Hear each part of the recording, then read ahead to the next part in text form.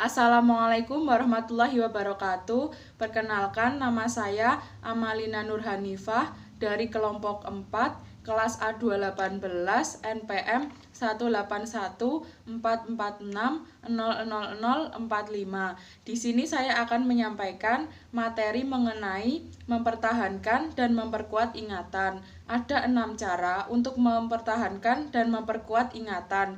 Yang pertama, tidur yang cukup. Semakin banyak seseorang menerima pembelajaran pada siang hari, semakin besar pula kemungkinan seseorang tersebut akan memimpikannya di malam hari di saat tidur.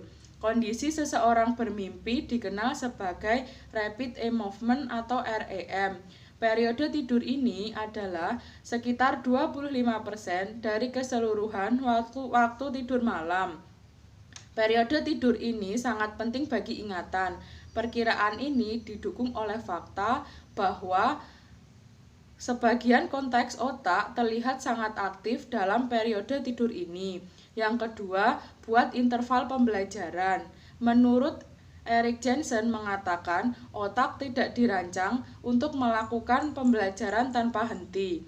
Waktu pemrosesan dibutuhkan untuk membangun koneksi syaraf yang dibutuhkan untuk menghubungkan antar informasi dan mengingat kembali. Jadi, pembelajaran yang sukses adalah pembelajaran yang dilakukan dengan interval atau tenggang waktu.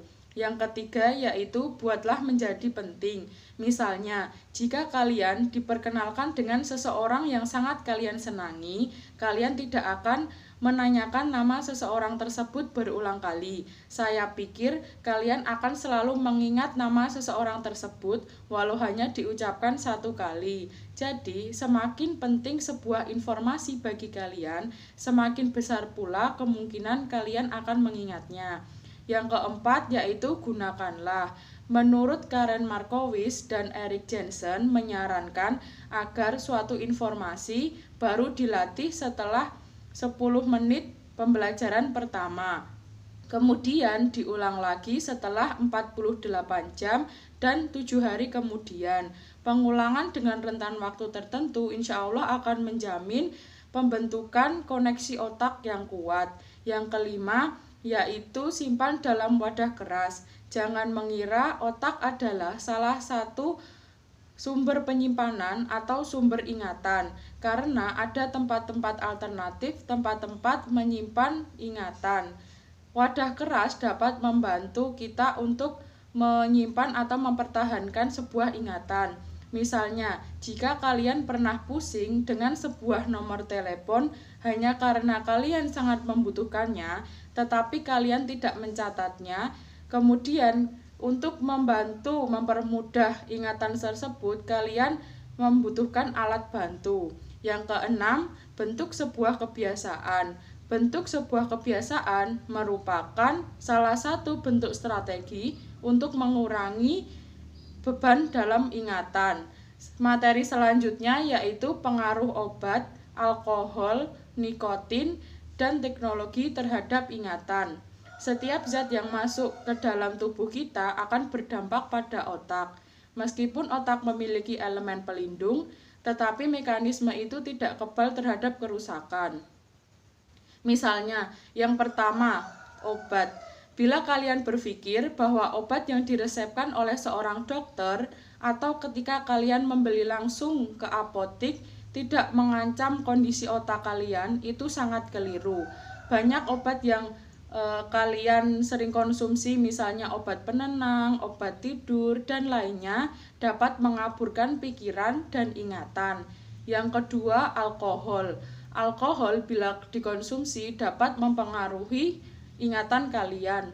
Menurut Badan Penanggulangan Kecanduan Alkohol, walaupun alkohol dikonsumsi dalam jumlah rendah, tetap akan berpengaruh kepada ingatan kalian. Efek lebih jauhnya, alkohol dapat menyebabkan blackout atau kehilangan ingatan dengan rentan waktu tertentu.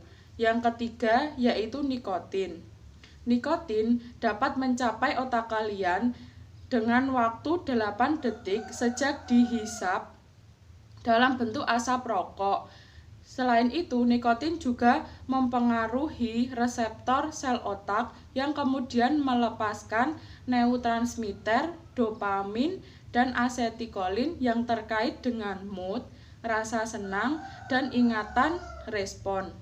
Yang keempat yaitu teknologi. Ada beberapa poin penting mengenai resiko teknologi terhadap ingatan. Yang pertama yaitu jangan di bawah atau di dekat-dekat aliran listrik yang mempunyai tegangan tinggi. Yang kedua, waspada terhadap penggunaan listrik baik di rumah maupun di lingkungan kerja. Yang ketiga yaitu gunakan pencahayaan alami sebaik mungkin. Yang keempat, banyak minum air untuk menyeimbangkan dan mempertahankan konsentrasi. Yang kelima, banyak minum suplemen yang tidak mempunyai resiko.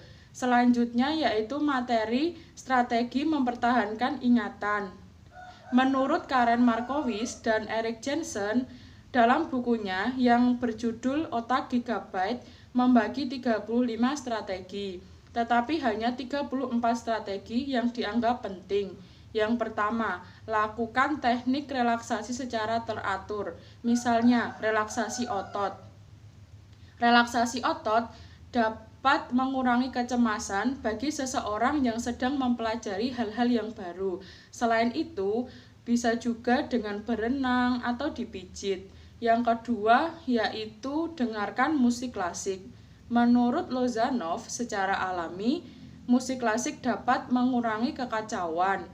Dengan demikian akan terjadi kondisi relaksasi jiwa dan kondisi pikiran, serta seseorang yang sering mendengarkan musik klasik akan meningkatkan kemampuan penalaran yang spesial. Yang ketiga, memanfaatkan kekuatan bercerita. Memanfaatkan kekuatan bercerita dapat memberikan atau menambahkan informasi di dalam ingatan, sebab kekuatan bercerita sudah menjadi budaya kuno untuk menyampaikan ingatan atau informasi dari generasi ke generasi yang lain. Yang keempat yaitu gunakan strategi mnemonik setiap hari. Mengingat sesuatu akan lebih mudah apabila menggunakan strategi mnemonik. Strategi mnemonik yaitu misalnya kata penanda, menghubungkan, kata kunci, akronim, akrostik, dan rima. Yang kelima yaitu tuliskan apa yang ingin kalian ingat secara detail, misalnya dengan membuat catatan harian, sebab catatan harian merupakan bantuan eksternal yang penting untuk menjamin keakuratan ingatan. Selanjutnya, materinya akan disampaikan oleh Mbak Yulianur. Sekian dari saya. Wassalamualaikum warahmatullahi wabarakatuh.